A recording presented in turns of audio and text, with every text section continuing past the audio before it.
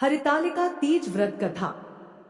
जय श्री कृष्णा, राधे राधे, हर हर महादेव, जय माता पार्वती। आप सभी को हरितालिका तीज की हार्दिक शुभकामनाएं। आज भाद्रपद मास के शुक्ल पक्ष की तृतीया तिथि है और दिन शुक्रवार है। आज भगवान शिव और माता पार्वती के अमर प्रेम का प्रतीक हरितालिका तीज व्रत है। माता पार्वती ने भगवान शिव जी को पति के रूप में प्राप्त करने के लिए हरितालिका तीज का व्रत किया था। यह व्रत अखंड सौभाग्य को देने वाला माना गया है।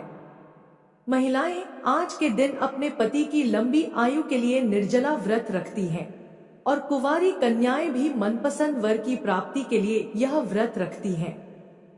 तो आज मैं आपको सुना रही हूँ हरितालिका तीज व्रत की बड़ी ही दुर्लभ कथा।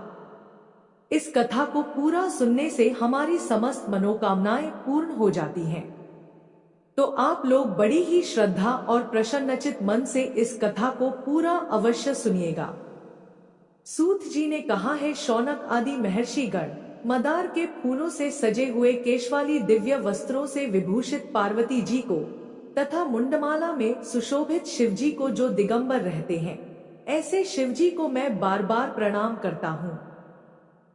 कैलाश पर्वत के रम्य शिखर पर विराजमान शिवजी से पार्वती जी ने पूछा है, महेश्वर, आप आज मुझे कोई गुप्त से गुप्त रहस्य की बात बताने की कृपा करें। वह ऐसी बात हो जो सभी धर्मों का सार, अल्प परिश्रम से ही करने योग्य तथा अत्यंत फलदायिनी कथा का जिसमें समावेश हो। यदि आप मुझ पर प्रसन्न हैं, तो उसे बताने की कृपा करें। हे प्रभु, मैंने पूर्व जन्म में ऐसा कौन सा तप, दान या व्रत किया था जिसके फलस्वरूप आप जैसे त्रिलोक के अधीश्वर, अनादि और अनंत रूप वाले पति मुझे प्राप्त हुए। तब शिवजी ने कहा, हे देवी, अब मैं तुमसे सर्वोत्तम व्रत का कथन करता हूँ। क्योंकि तुम मेरी प्रियसी हो, इसलिए मैं तुमसे इस गुप्त व्रत को बतलाता हूँ।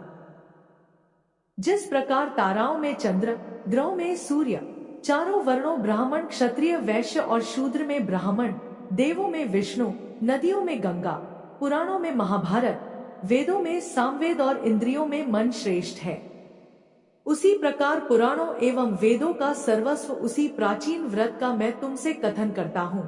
तुम उसे स्थिर चित्त से सुनो।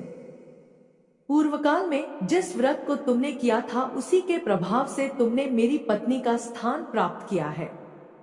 प्रियसी होने के कारण ही मैं तुमसे इस व्रत को प्रकट करता हूँ।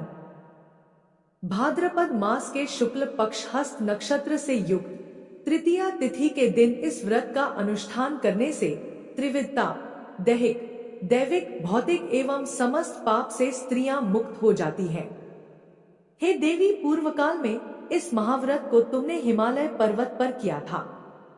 उन सभी पूर्व वृतांतों का मैं तुमसे वर्णन करूंगा।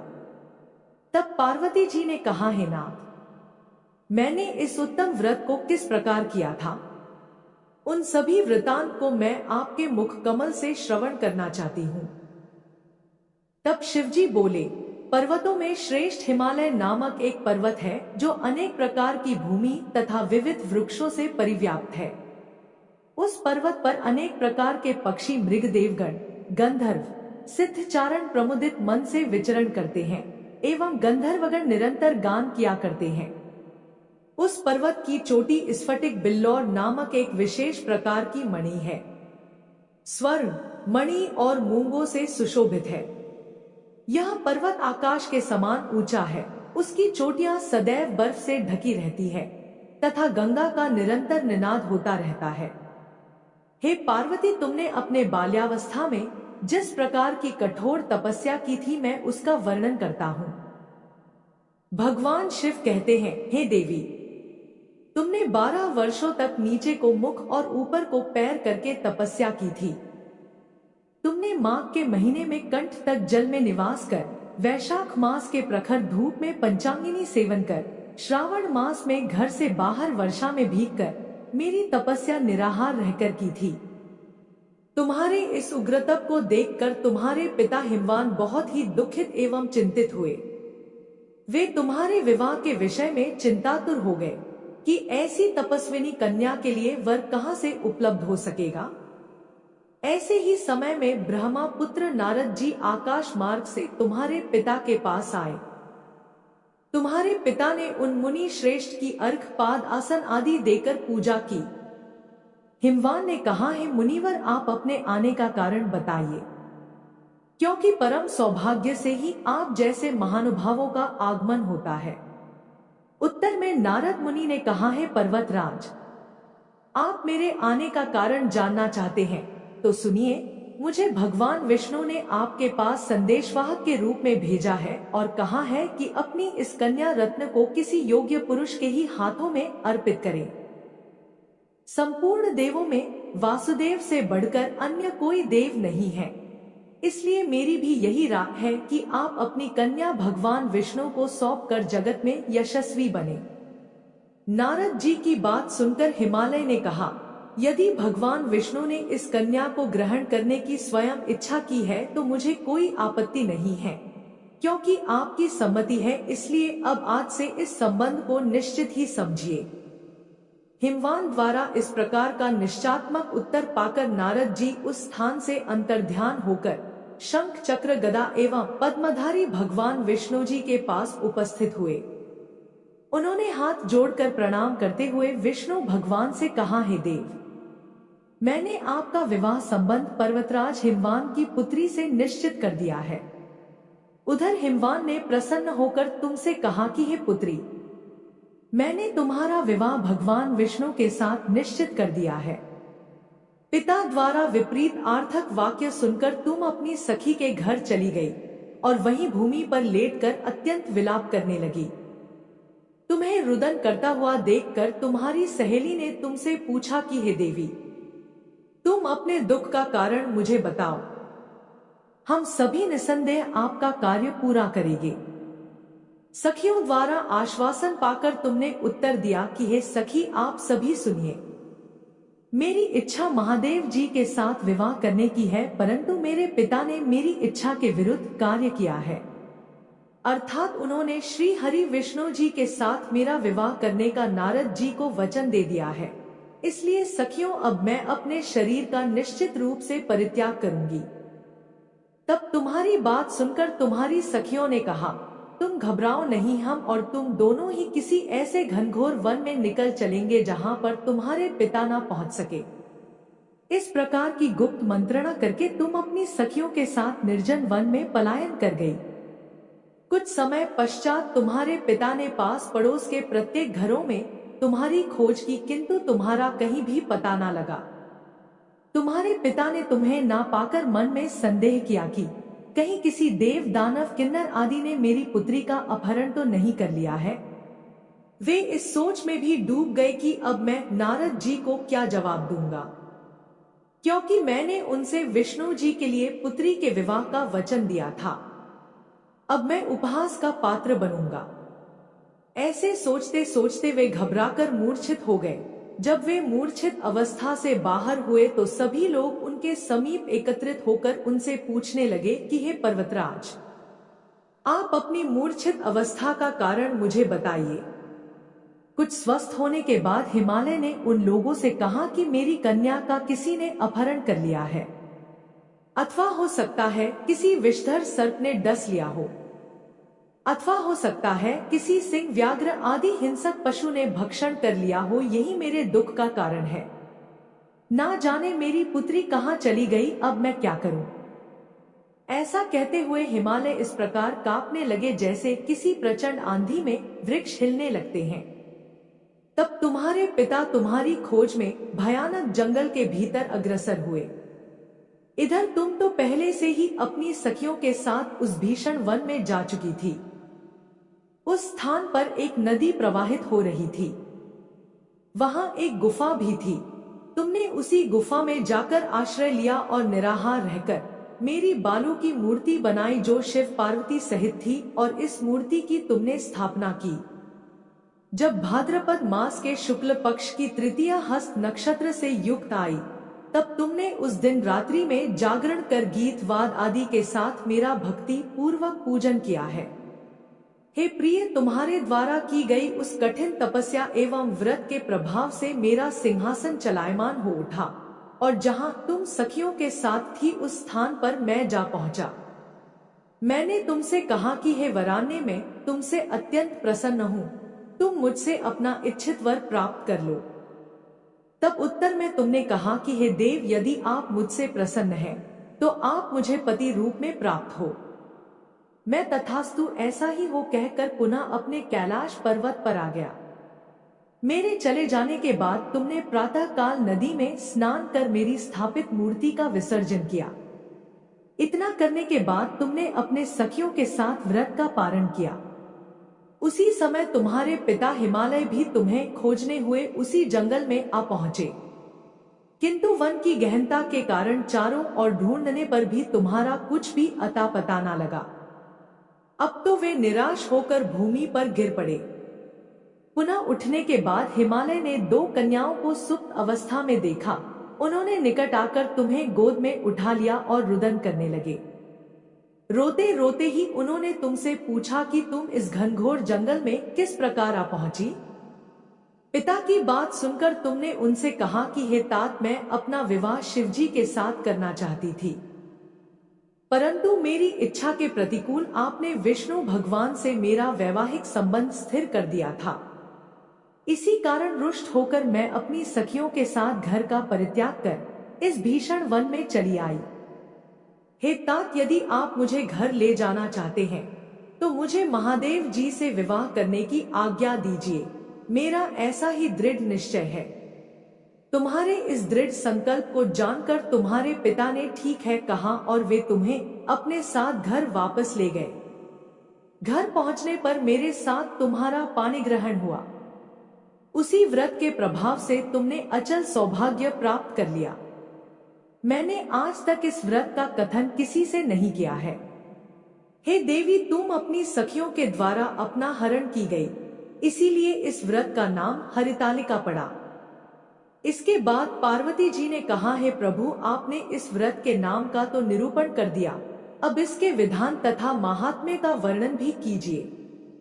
इस व्रत को करने से क्या फल प्राप्त होता है तथा इस व्रत को पहले किसने किया था, ये भी बतलाने की कृपा करें। तब शिवजी ने कहा, हे देवी, अब मैं तुमसे इस व्रत का विधान बताता हूँ। सौभाग्य की कामना करने वाली सभी नारियों के लिए यह व्रत करने योग्य है, क्योंकि यह व्रत स्त्रियों का सौभाग्यदायक है। सर्वप्रथम केले के खंभों से एक मंडप का निर्माण करें। तदनंतर उस मंडप को विविध वर्णों के वस्त्रों से आच्छादित कर उसमें सुगंधित चंदन का लेप करें। फिर उसमें पार्वती सहित मेरी बालू की मूर्ति बनाकर स्थापित करें और शंख, भेरी, मृदंग आदि बाजों को बजाकर विविध प्रकार के सुगंधित पुष्पों एवं नैवेद्य आदि चढ़ाकर मेरी पूजा करें। पूजन के बाद उस दिन रात्रि में जागरण करें। सुपाड़ी, जामुन, मुसम्मी आदि का भोग अर्पित करें।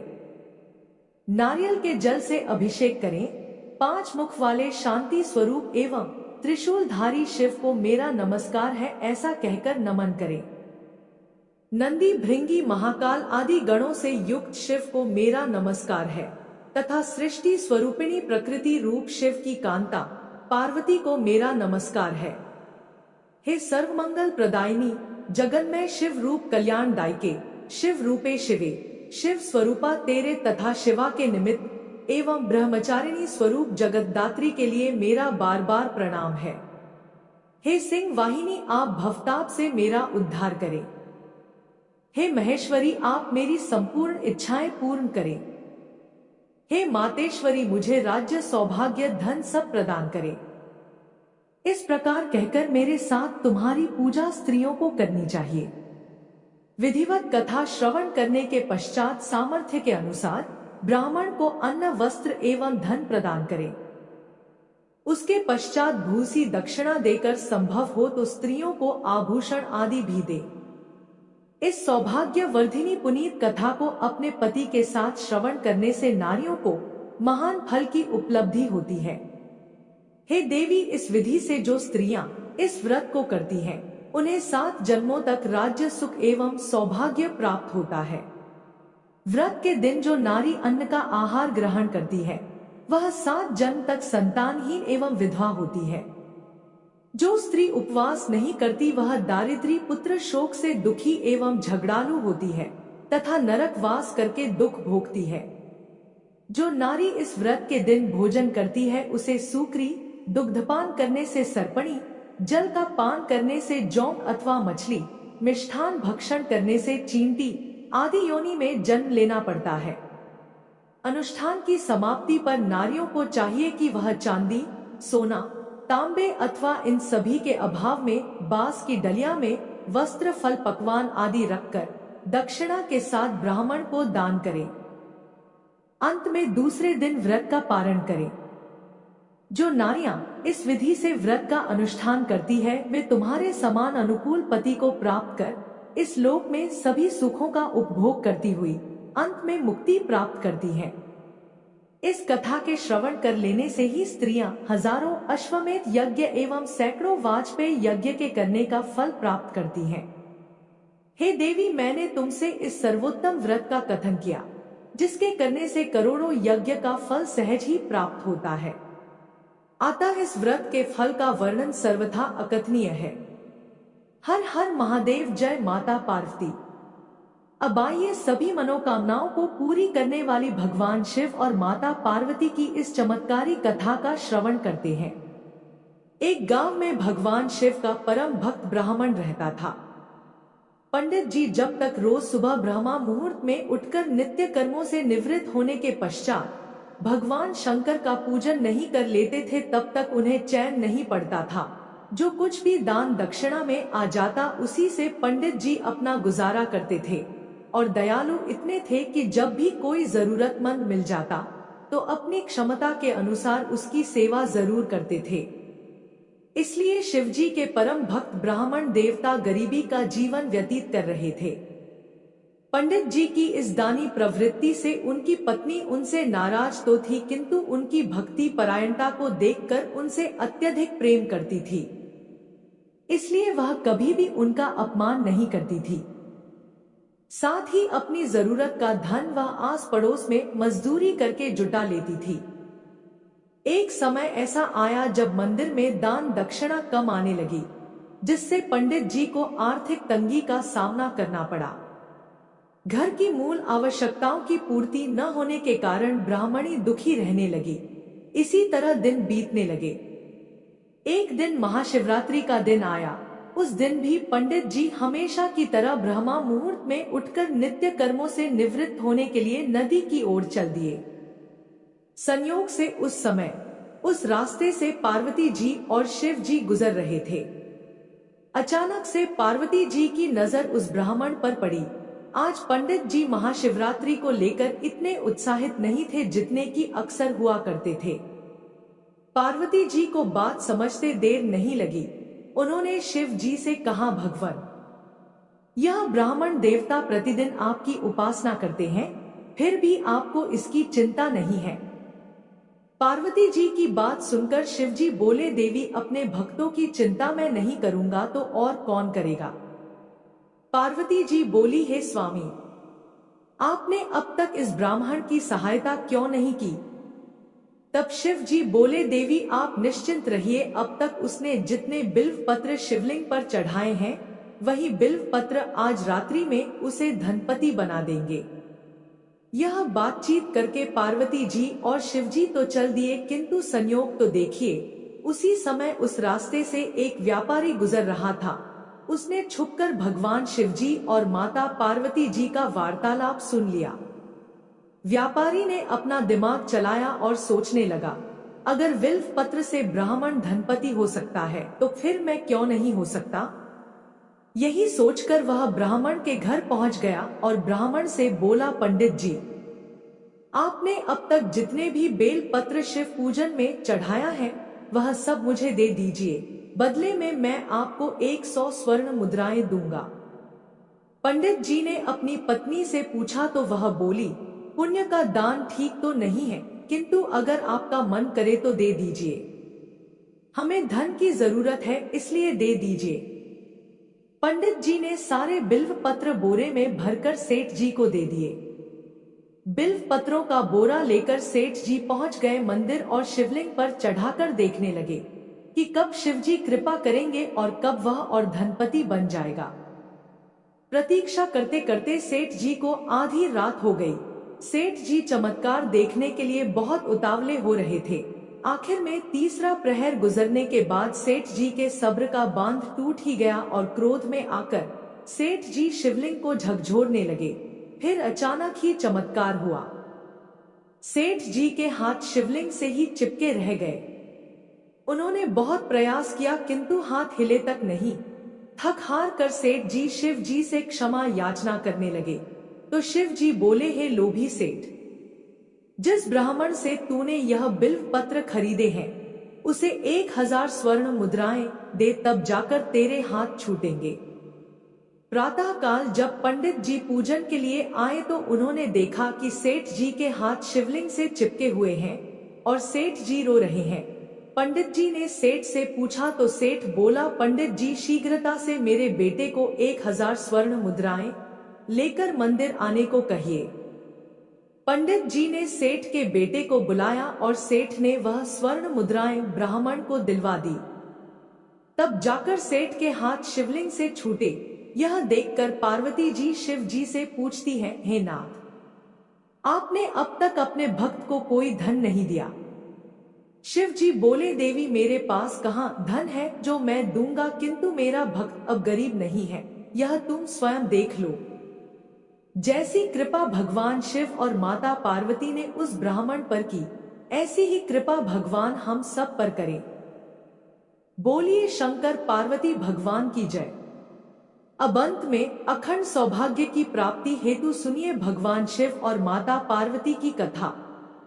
ये कथा भगवान शंकर जी और देवी पार्वती जी के विवाह से जुड़ी हुई है। आज के दिन इस पवित्र कथा को सुनने से हमारी समस्त मनोकामनाएं पूर्ण होती है और सभी संकट दूर हो जाते हैं। तो आप सभी लोग पूरी श्रद्धा और प्रसन्नचित मन से इस कथा को पूरा अवश्य सुनिएगा। एक बार की बात है, माता पार्वती शिव जी को पति रूप में प्राप्त करने के लिए घोर तप कर रही थी। उनके तप को देखकर देवताओं ने शिव जी से देवी की मनोकामना को पूर्ण करने की प्रार्थना की।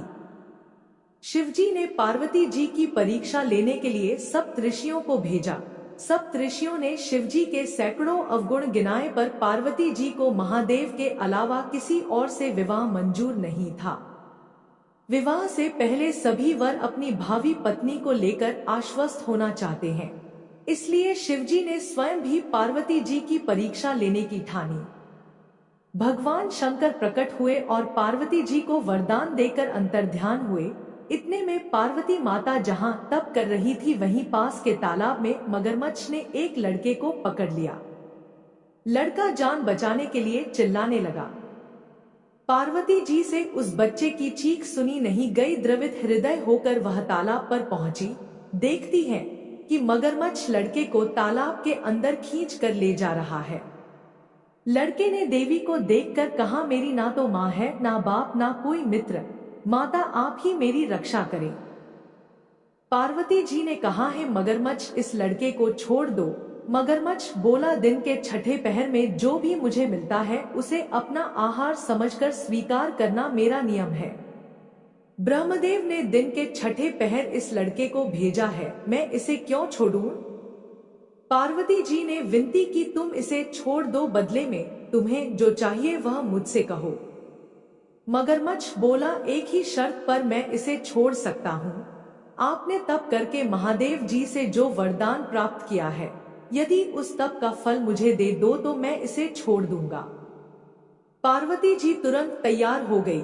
उन्होंने कहा, मैं अपने तप का फल तुम्हें देने को तैयार हूँ, लेकिन तुम इस बालक को छोड़ दो। मगरमच्छ ने समझाया, सोच लो देवी, जोश में आकर संकल्प मत करो। हजारों वर्षों तक आपने जैसा तप किया है वैसा देवताओं के लिए भी संभव नहीं है। उसका सारा फल इस बालक के प्राणों के बदले चला जाएगा। पार्वती जी ने कहा, मेरा निश्चय पक्का है, मैं तुम्हें अपने तप का फल देती हूँ, तुम इसको जीवन दे दो। मगरमच्छ ने पार्वती जी से तप दान करने का संकल्प करवाया। तप का दान होते ही मगरमच्छ का शरीर तेज से चमकने लगा। मगरमच्छ बोला, हे पार्वती, देखो तप के प्रभाव से मैं तेजस्वी बन गया हूं। तुमने जीवन भर की पूंजी एक बच्चे के लिए व्यर्थ कर दी। चाहो तो अपनी भूल सुधारने का एक मौका और दे सकता हूं तुम्हें। पार्वती जी ने कहा, है मगरमच्छ, तब तो मैं पुनः कर सकती हूँ, किंतु यदि तुम इस लड़के को निगल जाते तो इसका जीवन वापस नहीं मिल सकता था। देखते ही देखते वह लड़का अदृश्य हो गया, मगरमच्छ भी लुप्त हो गया। पार्वती जी ने मन ही मन विचार किया, मैंने तप तो दान कर दिया है, अब पुनः तप आरंभ करूंगी। पार्वती जी ने फिर से तप करने का संकल्प किया। भगवान सदाशिव फिर से प्रकट होकर बोले, पार्वती, भला अब क्यों तप कर रही हो? पार्वती जी ने कहा, प्रभु, मैंने अपने तप का फल दान कर दिया है, इसलिए आपको पति रूप में पाने के संकल्प के लिए मैं फिर से वैसा ही घोर तप करके आपको प्रसन्न करूंगी। महादेव जी बोले, मगरमच्छ और वो लड़का दोनों रूपों में मैं ही था। तुम्हारा चित्त प्राणी मात्र में अपने सुख दुख का अनुभव करता है या नहीं, इसकी परीक्षा लेने के लिए मैंने यह लीला रची थी। अनेक रूपों में दिखने वाला मैं एक ही हूँ। मैं अनेक शरीरों में शरीरों से अलग निर्विकार हूँ। तुमने अपना तप मुझे ही दिया है, इसलिए तुम्हें अब और तप करने की कोई जरूरत नहीं है। देवी पार्वती ने महादेव को प्रणाम कर प्रसन्न मन से विदा किया। बोलिए शंकर पार्वती भगवान की जय। धन्यवाद।